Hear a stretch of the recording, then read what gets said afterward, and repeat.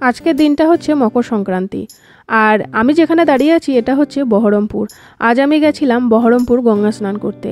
আর গঙ্গার ঘাটে প্রত্যেকটা ঘাটের ওপরেই কিন্তু একটা করে শিবলিঙ্গ অবশ্যই থাকে, কারণ সবাই কিন্তু গঙ্গা স্নান করে আসার পরে গঙ্গা জল শিবলিঙ্গে অনেকেই ঢালে। তো এখানে একটা বড় মতো শিবলিঙ্গ রাখা আছে। আর আমার কিন্তু এখানে স্নান হয়ে গেছে। আমি মকর সংক্রান্তির দিনে গঙ্গা স্নান করতে গেছিলাম। আর স্নান করে ওঠার পরে এই দোকানপাটগুলো একটু ঘুরে দেখে নিচ্ছিলাম। আর সবাই বলছিল দিদি ভাই কিছু কিনে নিয়ে যাও, তবে এখন কিছু কেনার মতো ছিল না। আর এই হচ্ছে গঙ্গা। আর এই ঘাটে কিন্তু আমরা স্নান করিনি, যেখানে স্নান করেছিলাম সেই ঘাটটা অনেকটা দূর এখান থেকে। আর এই হচ্ছে ব্রিজ।